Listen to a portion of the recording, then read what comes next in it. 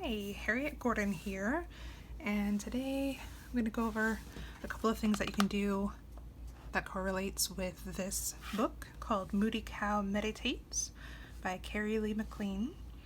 And I have a video recording of me reading the book, but I do recommend that you get the actual book itself. We want to help support people who are doing wonderful things like creating art and literature. Okay, but what I wanted to bring your attention to is that on this page is where the little Grandpa Cow character introduces his grandson Peter, also known as Moody Cow, to the concept of meditation.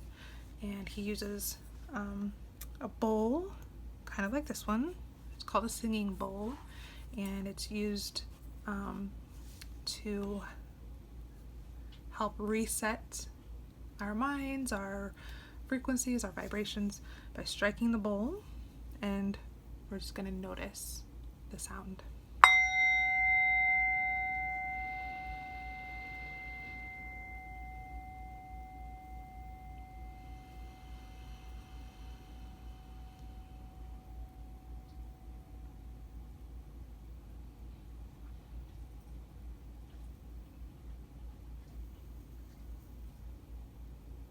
Okay, I can still hear it faintly. And now I can't hear it at all. So that's one way to kind of help still ourselves, especially when our feelings, our energy is kind of activated and busy.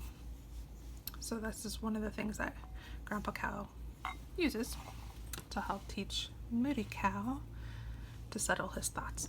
And another thing that he uses is called a mind jar. Usually that's what you can find it described as, and you can find all kinds of recipes for this on Pinterest or just Google search. But how I made mine was through using a Captain Morgan cannonball bottle, because I really liked the roundness of it. And if you have like a straight one, then the glitter kind of falls, but I like the way that this kind of like clings to the edge as it falls. And I used water and glitter glue and tons of extra glitter, which I just got at the dollar store, so it was really cheap. And then of course I used a pipe cleaner and a hot glue gun to make sure that the lid stays on forever, because I have lots of curious kids that visit my office. Anyway, so Grandpa Cow talks about the thoughts being represented by the glitter in the water. And so when we're all stirred up, we have all these angry thoughts. For Peter, they were angry thoughts, but they could be, worried thoughts or scared thoughts. And they're all shooken up. Shooken, that's a new word. Shaken? Anyway, so you can see now they're like starting to swirl and separate a little bit. The silver glitter pieces are kind of up here towards the top.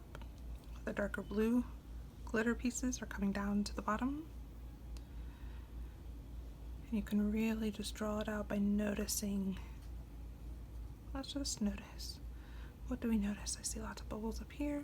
I'm going to notice if any of them pop. Or you can notice the sparkles as the different pieces hit the light. Or I'm going to notice a particular piece of glitter. I have to catch one with my eye. Oh, there's one. It's on the move. Was on the move, now it's stopped. Oh, I see some falling now. These blue glitter pieces here that are kind of stuck to the edge, some of them are falling and dropping now. I'll just notice, and it takes time.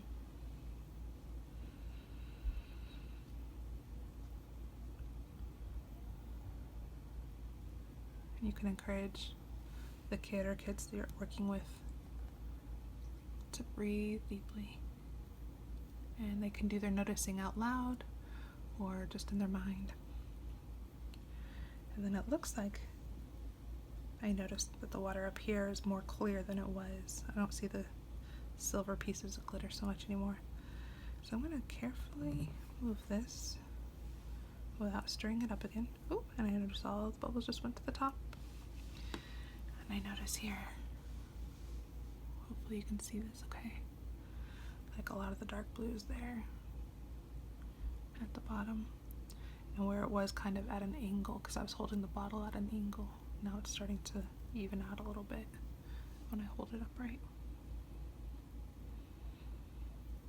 And I can even like swirl it a little bit without shaking it too much.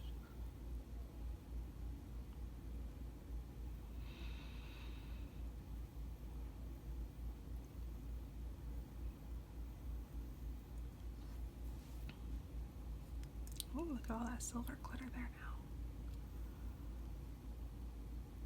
And really what you're doing by paying close attention and noticing and observing non-judgmentally, that's mindfulness. So we're practicing a form of mindfulness right now.